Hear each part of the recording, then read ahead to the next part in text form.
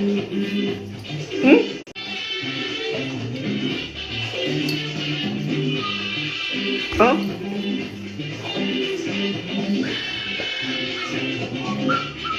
Share this video, guys.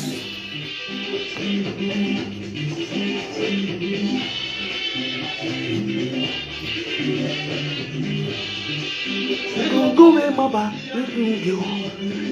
go. Go be my ba, ni akbe go. Go.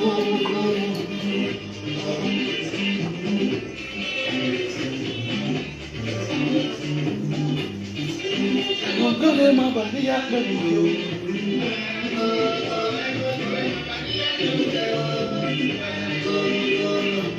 Alright, go one percent with two.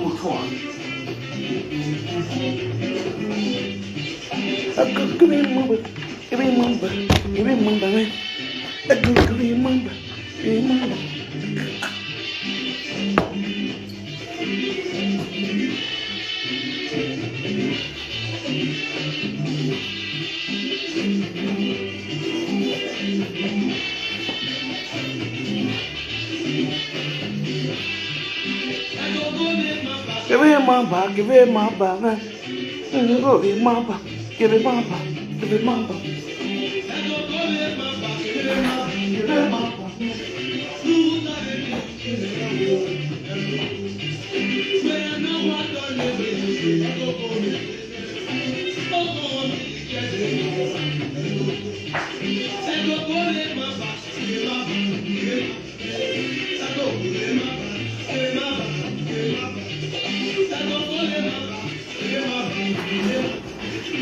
Runda me go get now. Go. And I know what the leg by say. Go. Hey! Share this video. Go.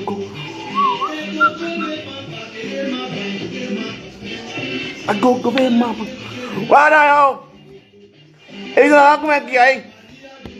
Let this do reach the community standard of adulterous. Community standard of adulterous women. Adulterous women, adulterous olososho.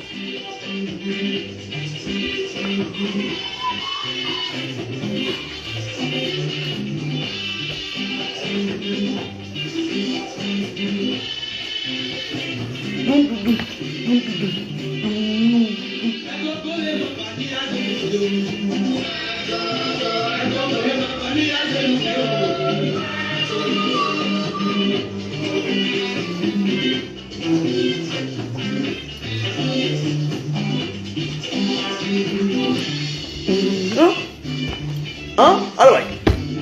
Oh, one myself for national peace to react.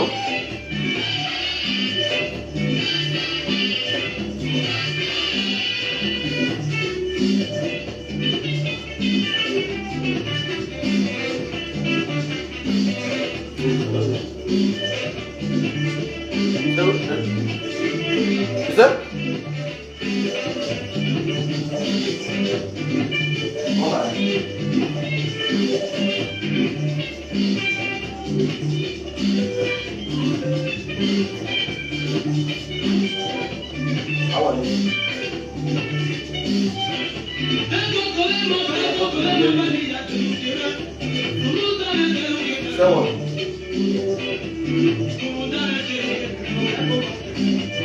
Sir?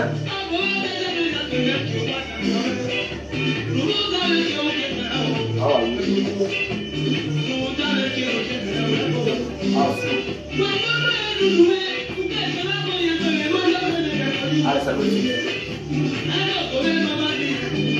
I'm fine.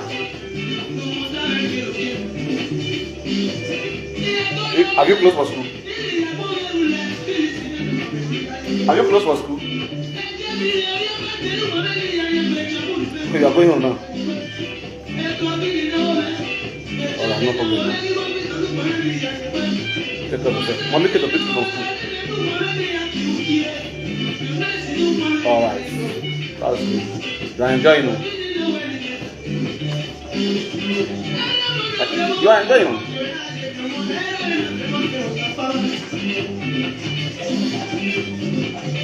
We have like this side. Doesn't mean that we are enjoying it. That's not that we have like doesn't mean we are enjoying it. So is it like that's enjoyment?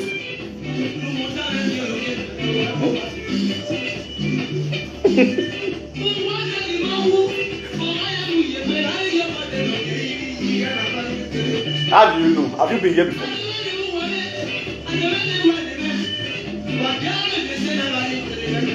Yeah. It's okay. No, when you get home, now talk, okay? Alright, love you. Yeah, bye.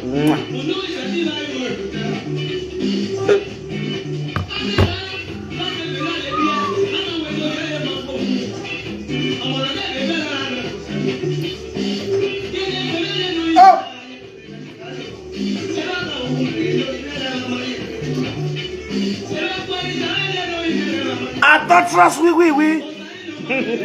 I don't trust in a Kwemu. A very good no. Oh, you like to act better, Shabija. Wow, shower. I shall say there. Oh, when they wear him, if we are going to go, if we are going to go, not a last begu. If you go, you're Tony, you know. If we are going to go, you're going to go, Tony. I want to Tony Embassy, not a Roma. If we are going to go, I shall want not a Roma. If we are just a day, you go here. If you go, if we are just a day, you know. If you go, if we are just a day, you know. Oh, we will move here, man. Oh, we will move here, man. Move here, man. Move here, man. Move here, man. Move here, oh, we will, move here, man. Move here, move here. Move here, man. Oh, call him, move here. Eh, Kasanga, mother. Huh?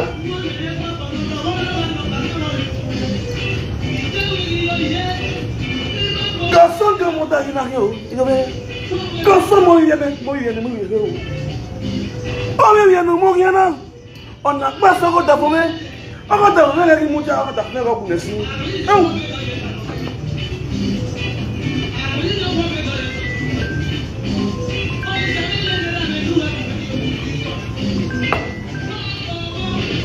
Oh, we were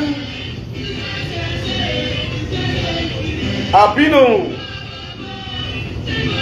That's my Abino 1 second. So, how you doing? What's up?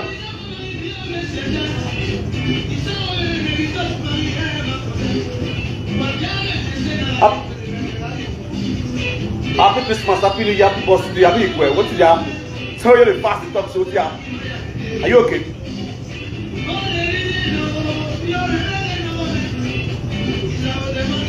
What?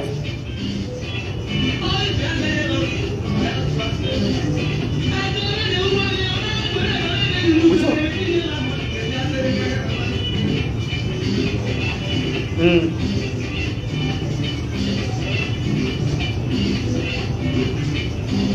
No.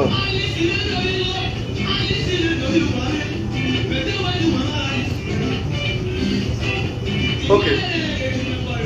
Okay.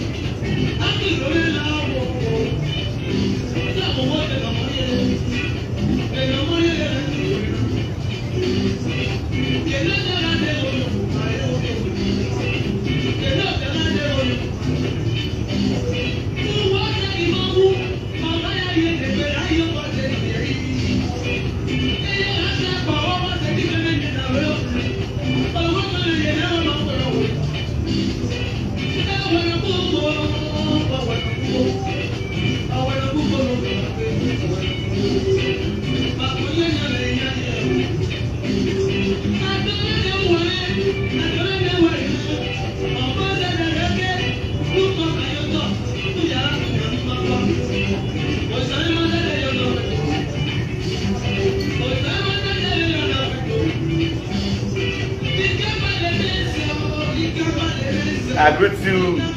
No, I don't want to do it. I don't hear you. Confirm. I don't hear you. No shaking.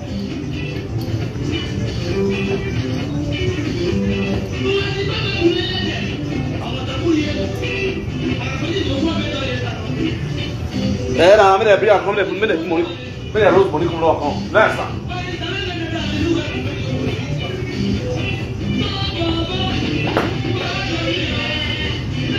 Okay, then. Okay, me fais de la danse, mais après danse finish. Yes, now. Me à danse, ma pique one stand. À ce temps, ma pique one stand. Go sous stand now.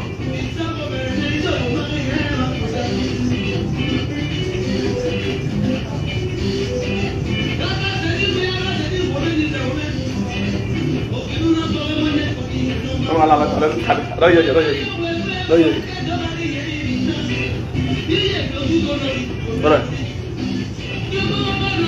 Thank you.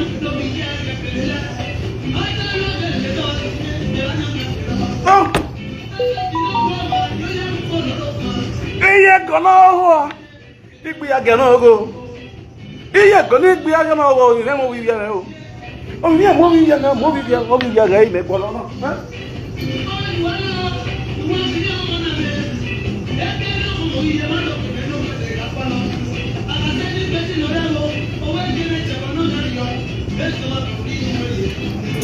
Gakpo bibie.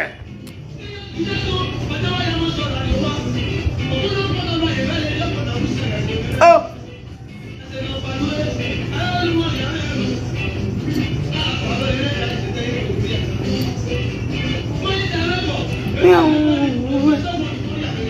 Não vi lá. Eu vou não assim, irmão. Vamos no pão.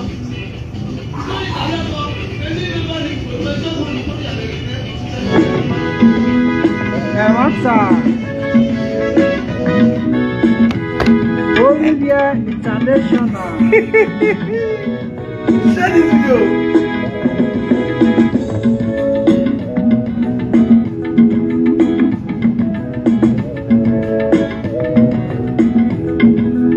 Olivia Menkume, Olivia Menkume, Efa Olivia Menkume, Olivia Wedding.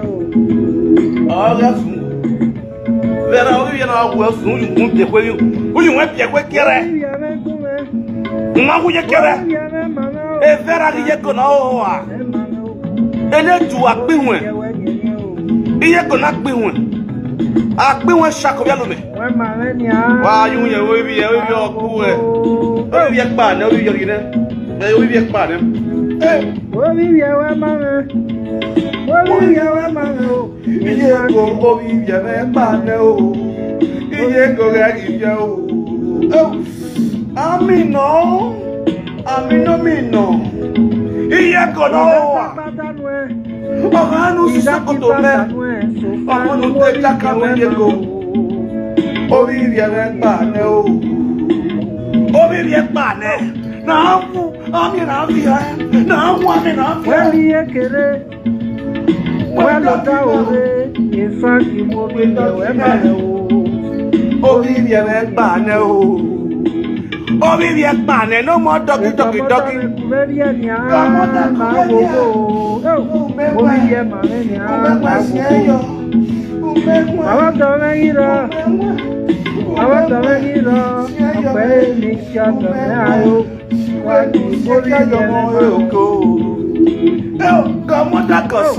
Adulterous family.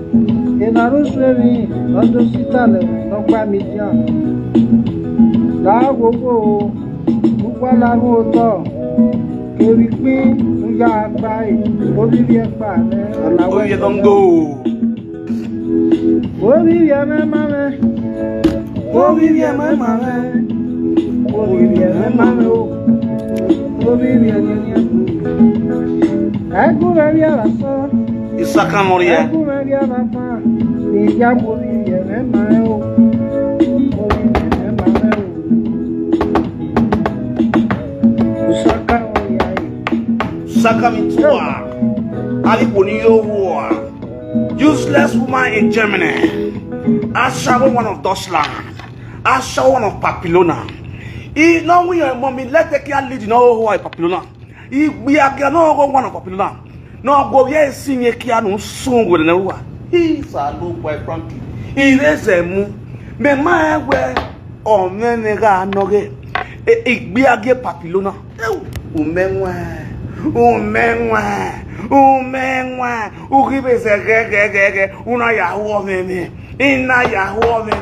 go sleep with Chris Person. Oh God, I don't die.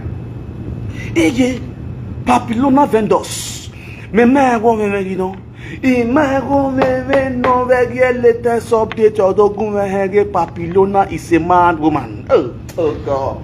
I use a direct kissing wet. Oh my God, tongue to tongue, linguan to linguan. Oh God, I don't die. You know, I use a linguan to linguan. You know, I use a name. Oh, me na mommy I dear Palestina the whole. Hey, Salud, but don't die. Hey God, hey, I do my drink. Oh.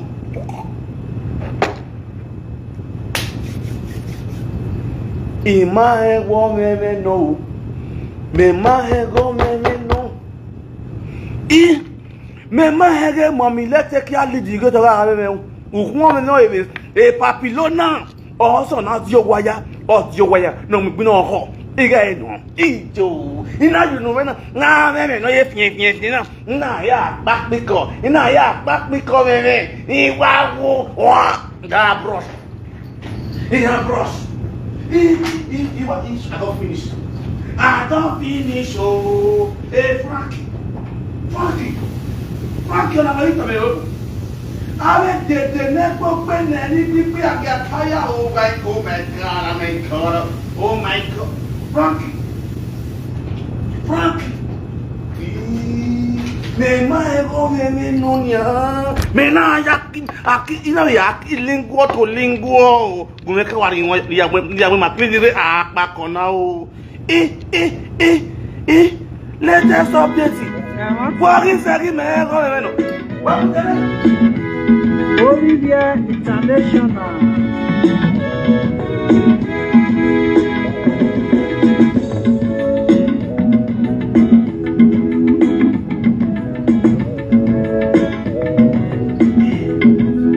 Bolivia Menkume.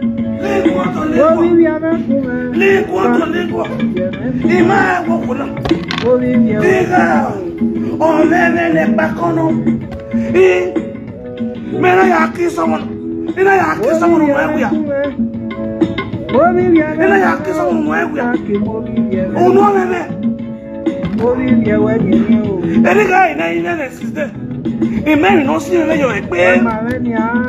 Ni me yaki se mo mi lete ki alidi erere na igba. Ni me yaki se mo mi lete ki alidi. Erere na Frankie, sa. Pakon me yo epe. Frankie pakon me.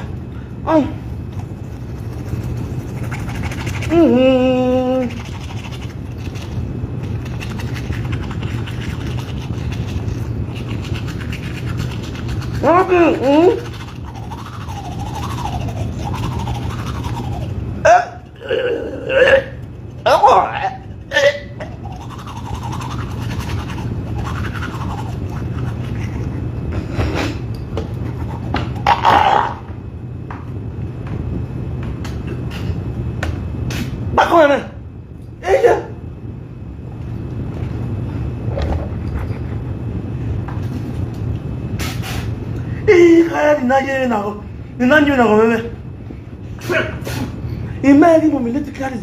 Oh, me ya ho.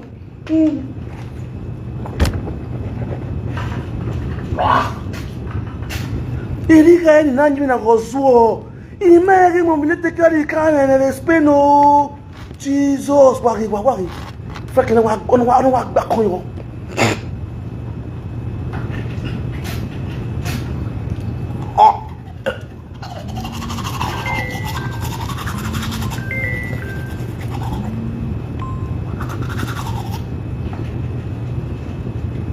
Ipakon. Kakakon me na ko no.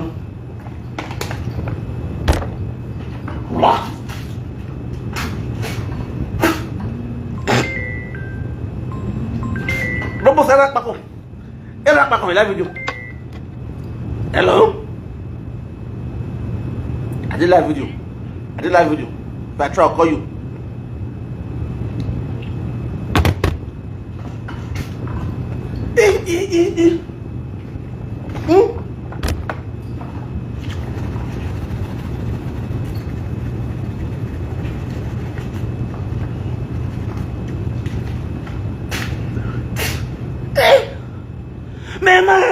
Let us carry the oil. Let us update you. Where's the what is the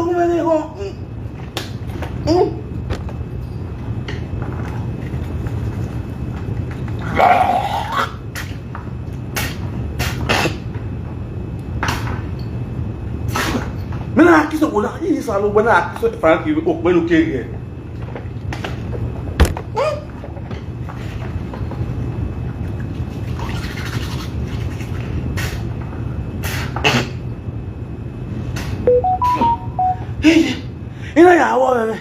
Ina yawo meme, ma ko meme ga ho. O si na ngwi na me speni, ma ko meme no, ma ko meme no.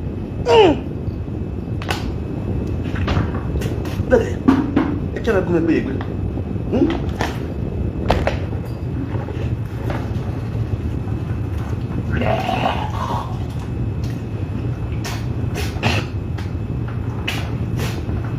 Dale, yawo meme. Ma ko meme no.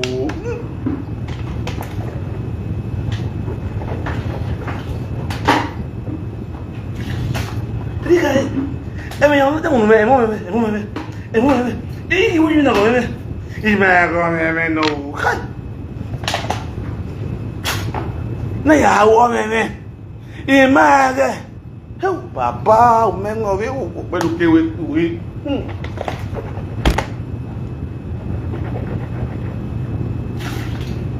I was okay.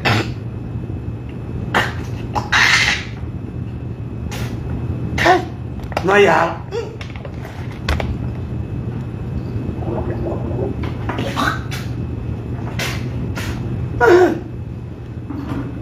Iba make back. Hey, you made a brush, no, make one with this. Oh, women, what about brush? No, women, Kai. Any guy, did you like one man? I remain bassy. And I don't know where I took care of it. Why come back my update to up to the to I go level? You know what you're putting here? Yeah, no, you come again. Yeah, no, Mary Yaso, Memory, Yammy Yaso, Uno, and Aqua Beverly. Who does he? I won't back. Oh, wow.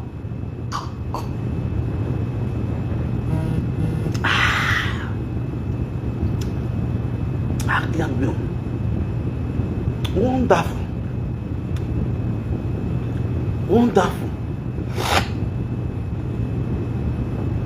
I dentist, I've been a dentist, I've been a dentostica. Now, how can I have a lawyer with my oh, very salopo no mujanime. Very salopo no mujanime, ya yeto. Imagine, David, no one, when I had to go, or you want you want, who are the end of it, like a baby, when I had to go, me panon, now I'm not funny on. When you are fun, no, he was one vacation up or you where you are body. I mean, I've been young way. No, I'm young way. Or Rimuja. If you are in a wardrobe, standard up big wardrobe, the wardrobe bedroom money. If you are in a wardrobe, when I'm in, or you take bear, if you want to who does it? When I'm about to, I'm not how I take who are me, little of you when I'm a test bottle. But I tell well, bang. No, I can't give you a wardrobe. The man going to kiss it. There to Salopo, no, save me. Then you get your own. There's one. Me buy says, Cat you go. May wife your boy a caracara, but me quiet your see one or see what, hey, pete. I'm young. Why not start him so to that or sit down or say go to Ijua? I want to know when I say go to Ijua. Oh, why you go? Oh, you care.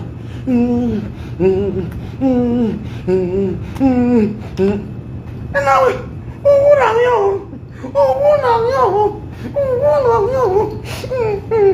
I mean, I boy a walk. And I boy a no. Hey, Frankie Bar. No, Frankie, yeah. Frankie, yeah. Frankie Bar. And that's when I say, baby, you are right there. Baby, you are getting in there.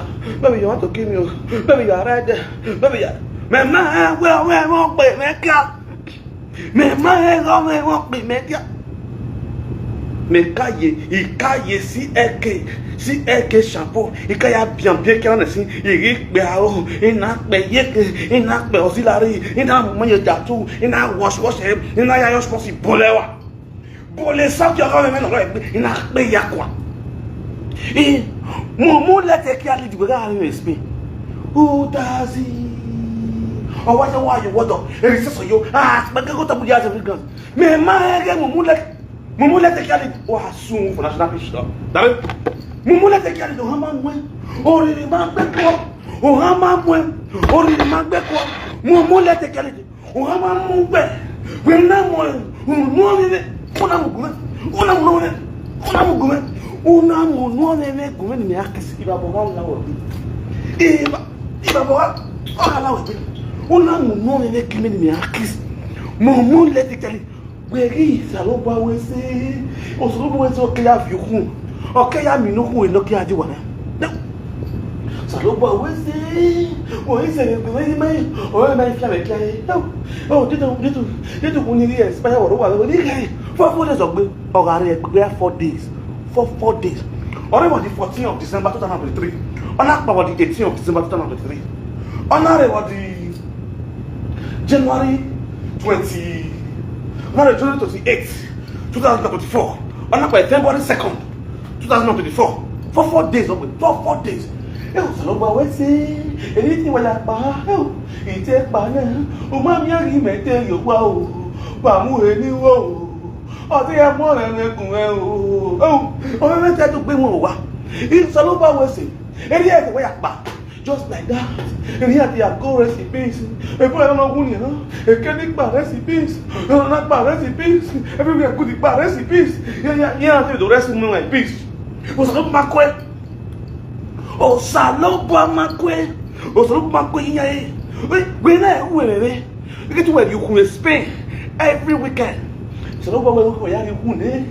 Okay, you cannot be one to one, eh? Hey, oh. Saloba, where see you? If you can't go enough, you couldn't let me at your body now. I know. Oh, that's it. So you might not going to Spain. And now I know. I bet you go, you go only what confess only what partition you got that more partitioning. High blood pressure, a yeguane, steady. Oh, I mean, who? Man, I'm here. Then I have you go. Yeah, boy, you go. Yeah, I want you to go. Oh God, no so far. Anyway, to where back. But I'm getting one you who, and one your woman, or Salomo, what is your woman? But I'm getting one you know where we're going with you, and you have better book. And we won't get happy name.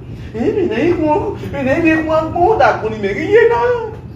More yard no single, more yard no single, more yard no single barrier. I'm a single barrier. Moya is go. I don't mean like they. Why is it they did I say only you know? They want to be love with you. They want a young girl, you Sagawa. You had no Sagawa. Ah, the young girl, he is serious. A young girl, more serious, you are responsible. You mean both. You money are banging the boom. I mean, they didn't do Billy. They didn't know they didn't know for me. Yeah, for me, young girl. They know. And Mumu let the girl in. Well, any other can be you. Oh, baby. Oh, you are right there.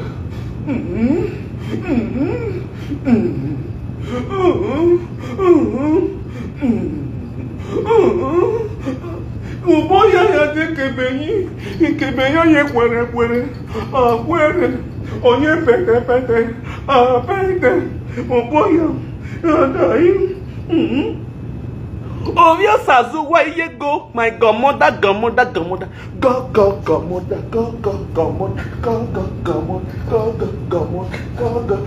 godmother, no. Oh, we hear me stress. Mommy, hear me. Godmother. Dear mommy, hear me. Oh, dear ma. No, I let the red nurses have no. Tiens, on veut bien ça. Tiens, on va y faire quoi? On y va pas ouais bien. Tiens, on vit bien mais on est de go vivre. Mon vivre mais mon vivre mais on y va. Tiens, on va you know. Tiens, ça là. Ya, ça va. And when they are not seen on, and when the Bora went, and when goes yes, when on a moon, on a Kevani Banamun, Duke, and Duke Namun Vito, he has yes, when another moon area, and young is a man, on a moon, a mouse or garçon. Oh, when you are cocoa, and they are walking out at that moment, you don't cocoa, I went cocoa, go so, when go so me when go so me when go so moon, you went the day, and made the dead in a pomegay. He was sensible, grammar, don't clear for. ẹ̀kọ́ yẹ bọ̀bọ̀bọ̀ ọ̀bọ̀bọ̀ tí bọ̀ bọ̀bọ̀ tí yọ wàhálà mẹ́ẹ̀má hewe ìyọ̀sálọ́bùà so egwu mọ̀ náà wà mẹ́mẹ́ egwu erika na egwu mọ̀ náà fi ukwu lè gbé àdéwọ̀ di wà mẹ́ iye go another crazy person iye go náà is hypertension wà náà hypertension bí ọ̀nì wà bí náà yìí true or false iye go náà wà ní ìpè mu òdùwà pé fìdí rẹ̀ after most frustration day, after shame and disgrace that you embark on your family background, family no over, family so one okay mushe no over. Ale mo no over so wa bia. I mo negbo gbe no so wa bia bi aka no ogu. I so one no so su wa we bu. Ya no America no on ni baba of mangole bigolele. No dey ye kena ke keku. No sungu for national peace train. De eru na mu yun. The nigga kiso of papillon. Iri mwero you. Enari aglas inaya o. Bam office inega yo. Oh wame yo. Oh wame yo ya piko gwalo me o. Oto ya mu egun e iro wa o. Iga aro go ga gwere. Oga anyano ere ga anyano. Anyano poto. Kuma mwe de nyimwe yo no dege. Louis Vuitton. Or where for Louis Vuitton? Louis Vuitton. Louis Vuitton. This is my office. This is my office. Open me at the office. Office in me totally. Oh, worry. Oh, they totally won't plus this rubber chair. And I had to go on my girl sister. The kien no go kiss. The kien ena even no kere no. Osquad kere. Osquad yo na. Ona munure. Ina zaga ne. Ena vio boy enwe. Ena so amino. Amino. Amino. Amine bombi amino. Amino. Amine bombi amino. Oh yes, amino. Amine bombi amino. Amino. Amine bombi amino. Papillona amino. Ase papillona amino. Iye go one amino. Vera osazuwa amino. Amino.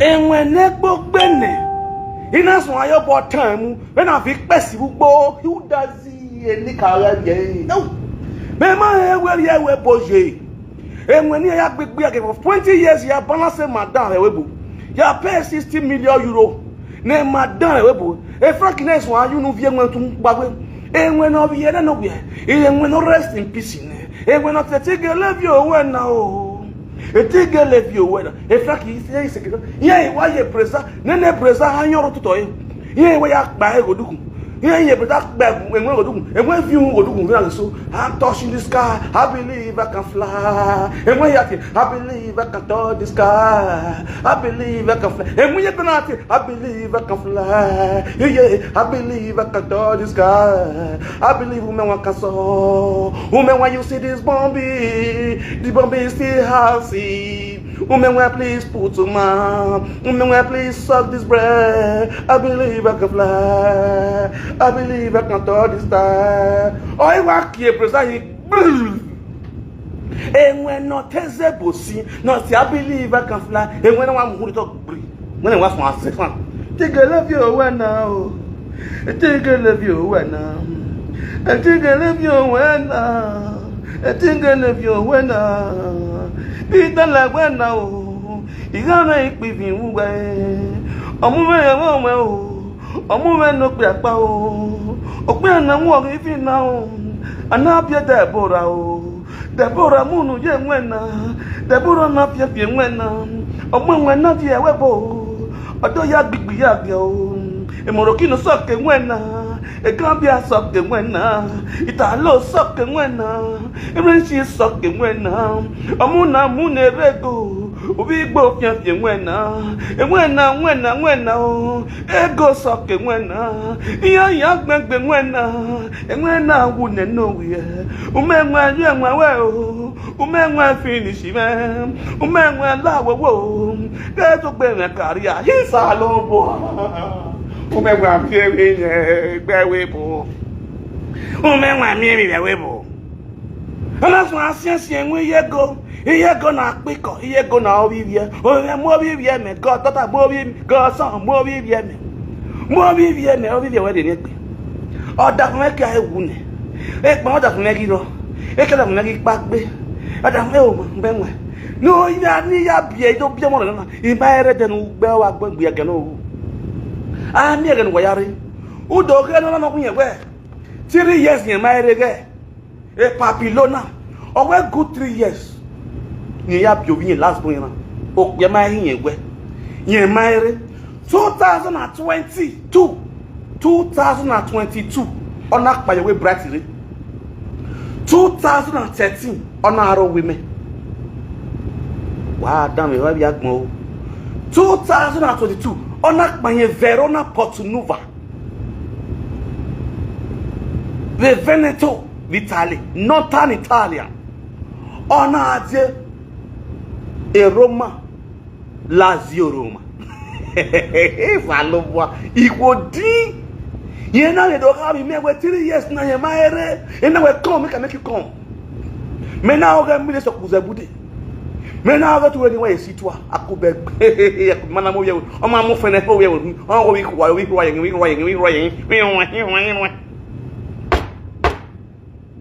no, I don't he won't yet book better with you.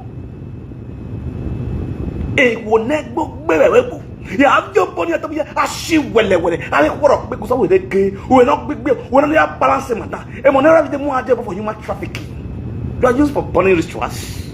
Oh, you know, you go to music, a play what the whole year to this buffer. You're gonna complete a first day. Restaurant, I'm going to you're gonna complete. Oh, no, but I know where you might be wonderful. Yamayama children, Yamayama women. See the two of them, Odegbe of Papillona and Odegbe of Germany. Where they look for small picking bola. Here go. You can only run. You have opportunity to jump Umenwan and you enjoy spending time with Umenwan. It was a big fun. You know what I'm saying? You know the you know the woto. You know the blah blah blah blah. Hello. You know the story. You know the vibes. You know how you go crazy. Omo gbazia me ma fi we na wo me mi usuwo why bowiraji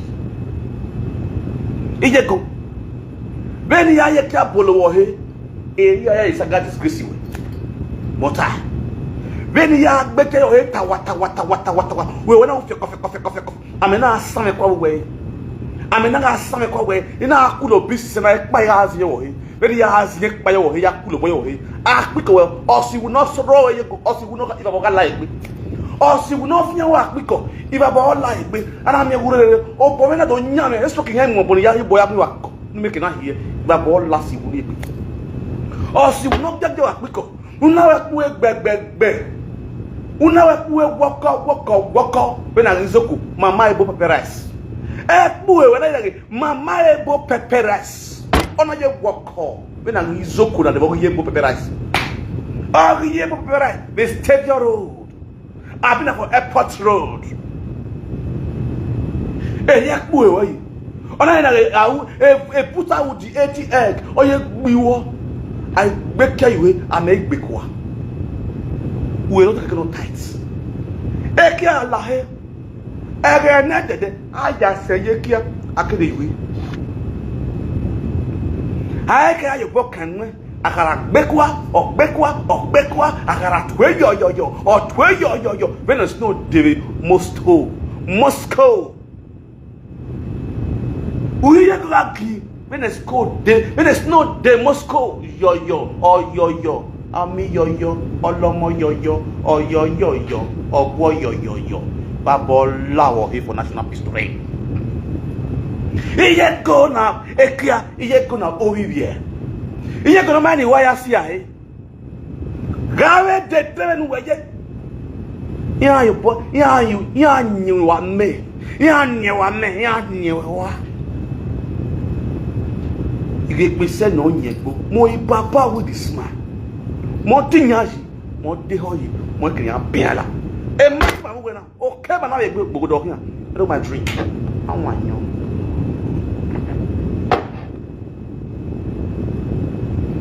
This is your adulterous issue. More way.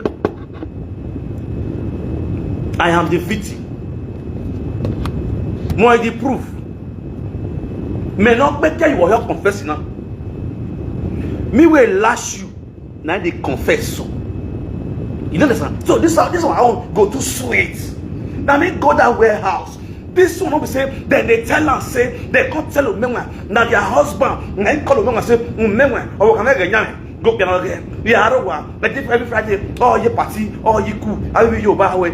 This is me that went to your house, spent good 31 days with you. 31 days and 31 straight knocking, straight shift. Straight shifts. No retreat, no surrender. It's auto, pa, to, woto. No night without no knocking. No knocking, no Vivier. No Vivier, no archaeologists.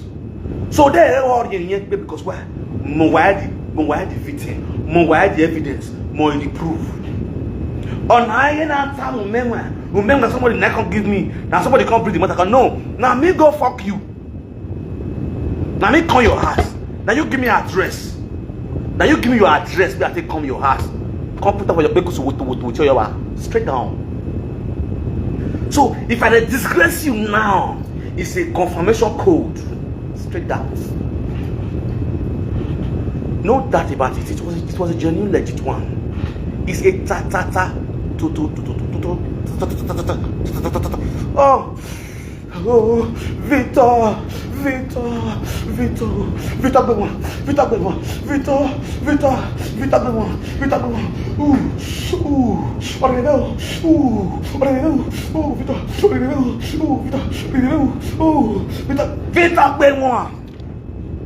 you know the vibes. You know how you scream. Am I lying? 31 days in the presence of your children. Who are your own daughter? And now I will like the way I put my screen yard down. Change the background. Nobody know that I was with you. I was in your daughter's room. You were the one on already stage man. Only my camera lights, my studio lights. Before I go live, you will dress me up as the king. Before I go live, true or false? Don't forget your. More where you have febo. No where you are. In my power, a matter meta, nobody make beer, no who you are. Do you wear the boy? If everything I am saying about you and I say no lie, then inside, carry your picking back, use and swear. Use and swear. We're being up back and when up back and near or run with it. Where's your babu way? No matter like it or your babu will you have a book. Yafebo. Go remember what you are saying is lie. When Papa with a smile, what did the talk so? Remember, you the lie. Use and swear. Mega power for between me and you in a bow or move back and in a no woozy now. Oh, and what ata? If where you are, go you are. Oh, soon when they were what? Every here, every borrowed no there. When we are working on you know, you are working. Oh, not the Gora, who now you know, fear take care now. If I forgot now, a Kavana to boy, a Kavana to boy. Oh, I go, oh, I little, oh, you are soon when they were what? What be mine in a young way. Just. Who can be mine if no you wear your memory? You are both allow it, be you. A very noise as well. who can soon go here, or soon water. When you hold water, you don't know what they build. When we are back, we work back with Canada. Here you go, who the Canada? Now, they want to borrow 4 million. You need to come anywhere. Tell the world, how much that contributes to you? How much did that contribute to your movement to Canada? How much? A guy, no more a Germany. A blah blah cap, no more Germany. Or we here more Canada with about 5 million, something like that. You need to be borrow. You and I be make that arrangement without me knowing. After you got the arrangement, you not call me and introduce to me the arrangement you want. We here Canada. That you will not let your husband know. But last, your husband get to know. Then I am in Italy. And I'm in Italy. What happened? My people. What did happen? You were going to Canada. You pay Sampoto. Sampoto, your picture is coming out on this matter. Sampoto, it is time for me to come and disgrace you too. Because this saga, it will reach your body with to. Sampoto. This saga, Sampoto went there for what is it in Italy? I go reveal your city for Italy, and I get your picture. You go next forward your picture to me. Sampoto, you do a show with 24 beats.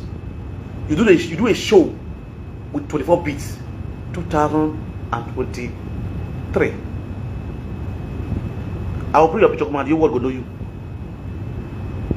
Yes.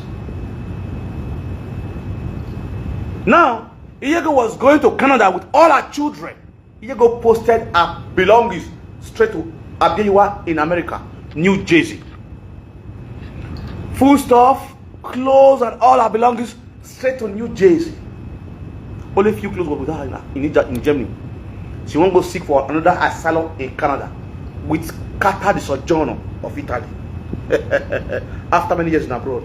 Now from Maduro to Aduro. Hey, voila. Voila. After many years in abroad. From one Aduro country to another Aduro country. Here go saying they go Canada. Sampoto started processing the fake documents. We want to take flight with the children to Canada. The husband insisted that if his wife wants to go Canada, he must do paper journal so that your full family will go Canada. Castle Compost.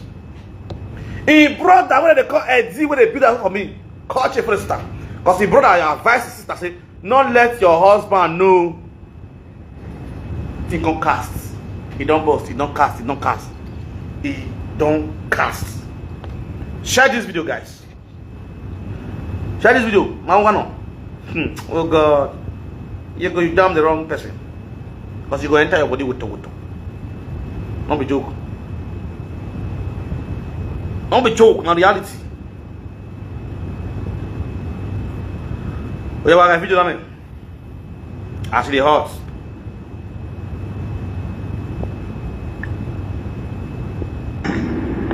Share this video, guys. You will not believe we are working for. Share this video.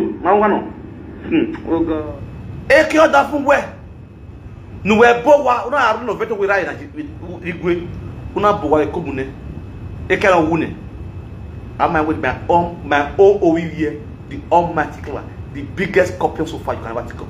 The biggest scorpion with the size, not the loose guard. God. Wonderful. Mommy, your mama, man. Iye go nyak me ka we dame. Ak me ka we wiya o. Nyak me ka we dame. Iye go nyak me ka we dame. Ak me ka we wiya gbe o. Iye golo wa sun for national peace to reign. Yaga. Iwe to here sun for national peace to reign.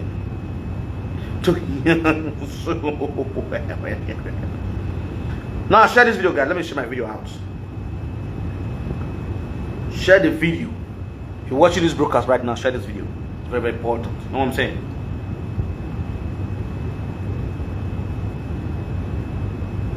Me and they cannot waste TV. I'm not saying. A short video. I don't care. I just move because I get more things ahead. You feel me? You're gonna win in Canada. To Canada. I'm a Canada. You're going to Canada. We are there to Canada.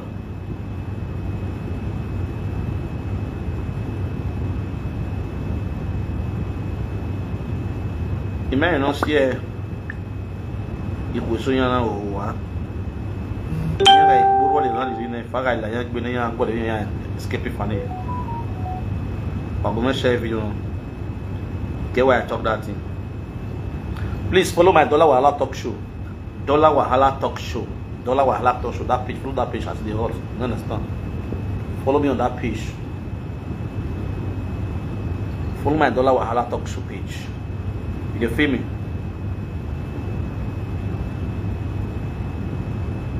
If you are going to learn, Pagbaruwa ye gbero ni nyawa na ma endigbe.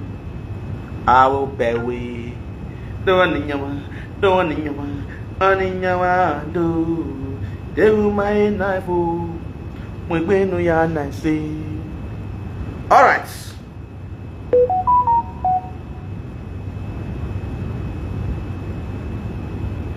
Who are Toradia? I just share my video. I share my video myself. Fire down. I want to spend time and share this video so that my fans will see my video. Not so my video, my page get restriction. All this page I do this video so is very restricted by my go brother. You understand? So right now, right away, it is really shocked they say I see they do live video.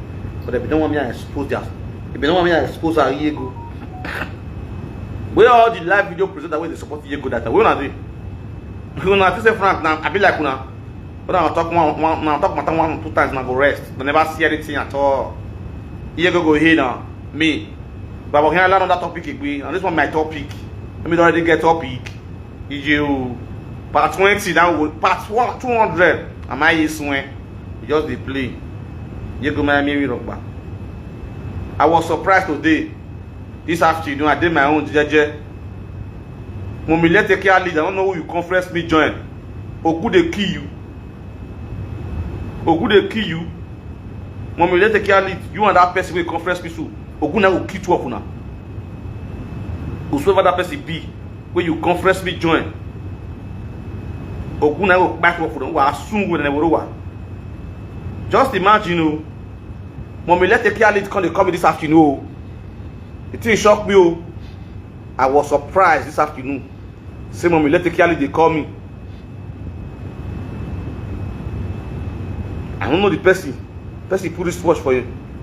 Say, yeah, this person, this number. Who get this number? This number with Mommy, let the carry they call me. See the group call. The person never call me two times. If I call me, the person if call me. Call me 2 times. Give me 1 missed call. You can say hello. Can't give me another missed call. You can't call me and the person can't talk with this person. Love one another.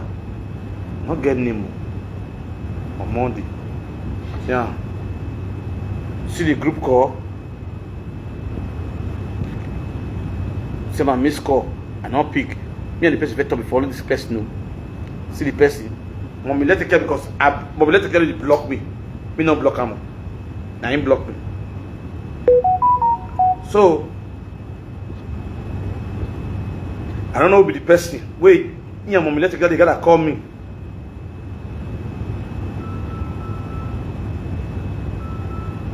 Yes. Hello? I did live video.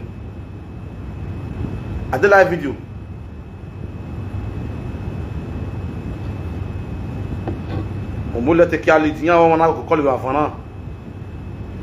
You may be here. You are soon. Lale, how much move? See ya.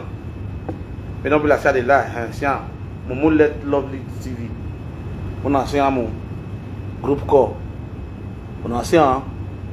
Momo let take care lead. No soon. When I work with me, we are mad woman.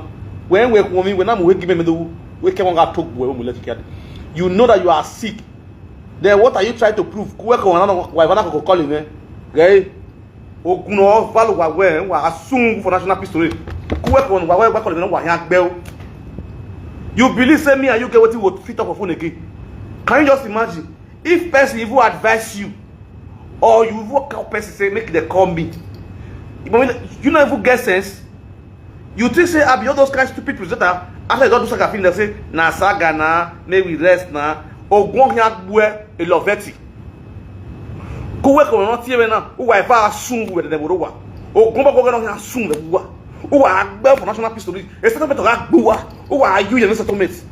You look with a person where one settlement from useless women. No, but keep your car, no keep your car to Bue. It be a go. One of Valley, now I tell you, I bet a subele, one a big young. I bet a papillon or dead one of papillon. No, what to be very more. Wa vale wa gbon iba ba la wa gbe ko wa ba ko le meni ku we kon we ba ko le wa ke fun jogo na ba ba la wa fa gbe o wa fa ga sun ku be for national peace story o wa the call me the one of him wa gwo wa e ke wa gbo e ke no na o ga gbo ko se ke me se virgin e ke mai lo mi no na lo mi na e ke mai bi lo mo no bu no na bi lo mo no bu ne e ke na si shabe e ke me na si virgin compared to when exhausting. Oh, we are no bio menena. Oh, we are no bio menena. Imagine you have to carry. No we bio menena ne.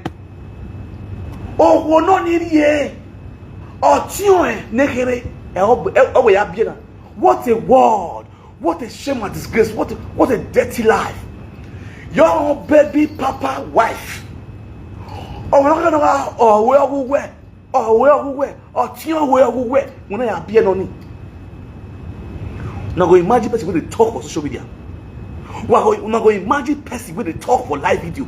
Or tion way, or where, or tion nekere. We obj nekere we appear na. Oh, we are not making you go ahead when neck baby your menena. Oh, we are ni. Na mulelu wele ewe legbeli bi ati ewe po. Honest you where you go na penny. Or 4-0 no draw. Might be in your body away. Not with 4-0 no draw. No bread price, nothing in cash. Or not a bottom way as an abandoned project. The one I you where you are is now married. Okbeanima, honest you where on a marrow where you are. When no ma marry milk, we are very baby. You know you know the way you are due to your character is good. Who yes school, who the police here, before matter who. When we go say, when we gallant service pay. O marry me up, we are not where you are. It be the respect. Here na more the bottle, here na more the bottle in Jesus. According to you, think I'm more the bottle. Here my thing here because that bad Pogodoki. We got bow anyway Spain. You are now a not by one of Spain. Una got better nationally. Una a Vambola as external country, a nearby country. Una where Italy na we yomo or adi. Una ka be here Verona. Everybody you can talk. Verona Porto Nova. Una ariewa. Una amwe brati. We dey go e te brati ne. E bedi go bi o ye dey brati you go there. Una ye tin we be go e bedi wona land. E ba ko hin o ye yare. Una are o to te bedi. E bedi na go. Una ke ba ba. Una bu me ngade. Ike ga me nwa. E na fi re bedi na afia ye. Na afia ye e garage. E na me bedi hayo talk gbimi. Ona ye gbiwo. E mumu let take the guy dey you bedi. Me ko du kun road ya dey boje pomile because ya wa are center. Eti ari yogodu, eti ari yogodu. Mbule tekari jaru we. Mi ngari gongo ni na. Obe ga ri bene, mero le aje do le ke. Owa kwa mi fun wa. Owa ru fun. Iwa ru fun wa. Oh, you know the ina wu hiyo, na wu hiyo. Na guna fi ko de a fi ya video en de fun ya hiyo e. Video ni ya link la dia. O wu hiyo me ni. Oh, wow, we can. Ya kinya, ya vekere ya vekere, ya lo da wala ya lekela, ya ni befere ya befere, ya wa go we. Emily say we ma gbare yo. Emily say we slaughter.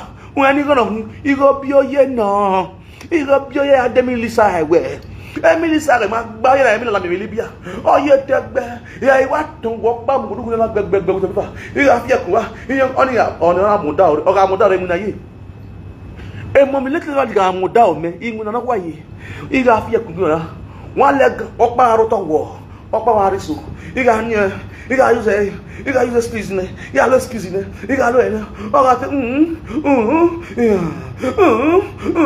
we no loke wala na ke na lubode okay na lubode ola wa ruwe mommy little lord o ina again na risiko oye tawa isa uwe so re before imiuhene osie ni na popegbe yemuhe undamiuheni ma ebi bagmodere ri popegbe umenwan no ro me o pe anore o amiuhene ri mie ora mie so nenwe ori mie so no ye gegege imie ne le jemi ina de gbepo ga di tali o irisi tali ri edo ni ri mamye o aloga no imie ne kokobiri ya ne imie ni vie do muria ivie mie ni vie morokino muria be Spain vie do no go me wega mi we no respect o to ye tawa ono na iri ayi yo no yo wa hunda ta wo no na amufu wa agbona na do seba he iwa agbona be si he ayi unu ewu na gbon o na agbona na ri to egbe eteme ni pia kebe teme emi ku wa ga ya e kondo o unda emi amero eko o pe anodo dareto na ri ya e kondo ono na wa mu emi ame unda we aga we ne emi ame ya mu kian o ga ko so we bo ni ye kita ho ne ri nya na ukpo ikwe so we bo na ni mame na ye kita ho nya ga na ukpo abe si wa na la lo uhe o ni ga la lu ye go he si wa no ga la lo he sadeyan iye go wa no nu wa mi na ri ye do me o e si wa ga la lo he si wa ga la lo he sadeyan e kita na te si wa e kita ne tune ni wa no o ga va no ri ye do me wa ya ri no pa ba ye tune ko ai wa ri go ni ye go ne iye go wa nyu he yu to e si wa ri amele le ko o ga pe a o apiko e ko iye go ne kwe mu o no mare Tony embassy one of Roma iye go ona gbe oge ya gbe kia agbona na do wa kia iwa agbona we se kia yi unu e kia o we na gbo o uke ya la wodoko let's go there Papillona vendors no ana sungu so we won mi we na amu ekimeni mi awo Jesus help Frankie salo bo ase vere a patati BC ohun a patati BCD now wa no me o boy ye mo mi let love ya call e na call me 10:15 oya call mo mi let equality ona me mo ye group call the number na ya no ngai banaga +91 you know but the man only 80 because ona ka go ma no hin imam na la wo Elijah no time na kuwe not dead by mommy let take lead ya ti me phone even now let this one be the first and the last time don't do that nonsense with me do here na conference with anybody you have to take permission from me first what can we have a live video presenter I have friends and I have enemy not to the extent of people conference me with on where my media who does that without taking permission from me. Don't do that. You don't do that. I'm a man of myself. Who go on social media now? So when you write, do me number no ya call conference with the stupid animals. No matter the word ya. Why will be nonsense in you? Let this one be the first and the last. Mommy, let love live. I don't have anything to do with her. I am done. I am done with that woman. I am done. So on no condition should anybody confront with that bastard. The guy first and last time. But lawa gbe abi mo ko pe no lewo bo o wa sungu we de nebodo wa wona gbe wa gbon igbe we bo na o se yin le bia be wi me pe Frankie ne Frankie to gbuyan e Frankie ma ya bi ke yan lo ati Frankie yen iwe ke Frankie ya azo e live video ni na gbe wa gbon e Frankie to ma wa se Frankie to ya e wa ga ma wa si a e wa ju de ke Frankie to ali ko no e gua o gay igbujina hi ga se ju wa he na igbujina He has, I will get the next book, Benny. Was stay away from me. 11 not around. Nonsense. One you go now wake around the beer boy. He has your wire, a man who go young when I'm out of your one. They have my home. They are in their own house comfortably. He has a media. But one beer now, Mamma, you are a poor friend who can him organize for your mother. You are. May hope be on, may hope be on who think for you no marry. The man decide. The man make my own personal decision. That's the reason of you are frustrated. Can not wait for 15 years now. Be a map beer or talent live video here. Obey I people look for live video. Obey I heard go watch what the whole why. I ask you for 1 year plus. You go for no better work for. Or live video appreciate my work. Or live video appreciate my work. You go for no better work for. On the hell you are stupid fools. If we are going out, getting or one of our married or to look at the first work with the unit. But I'm not mocking. Nonsense. This is just the beginning. Don't play. Hey, are you boy? Yo, I will leave you guys right now and I'll come back later for more updates and more wuto. Yeah, he said, boy, meet you. Anybody will not do anyhow. If you all just enter now, go to because right now I'm not well, I'm not normal. Even though I'm not the UK, I'm not even the UK.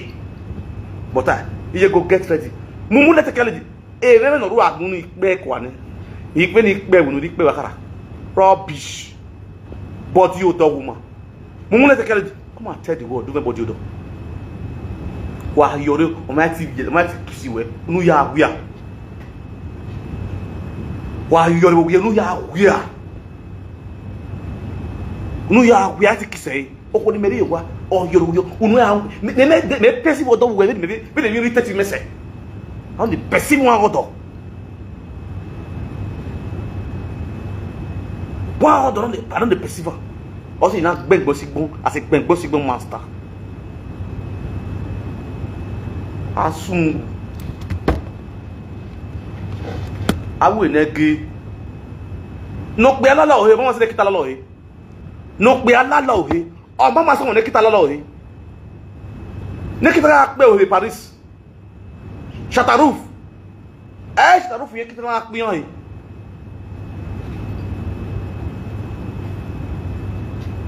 Yeah, live video do akbe na magun. Abe dog revenge. Snake the monkey shadow. No, be a lalo he. No, man akbe lalo he. O masa nekita lalo he. When na nekita mu here.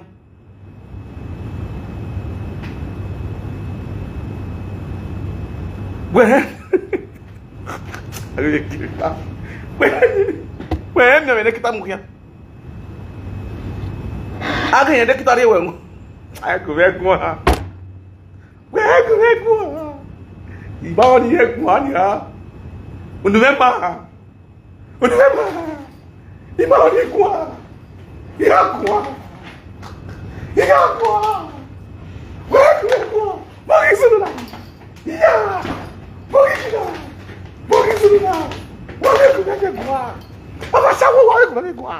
Avec Biaké Fouchrouf. Et Biaké Paris. Paris hoje. E Biaké Cobiri. Avec Cobiri Fotalisation. Agora when I take time, I want to talk. When I give me the music there, give me that music, let me down.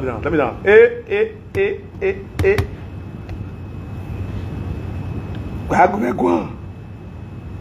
Staroof music. I don't die. Very interesting. What's up? Olivia International.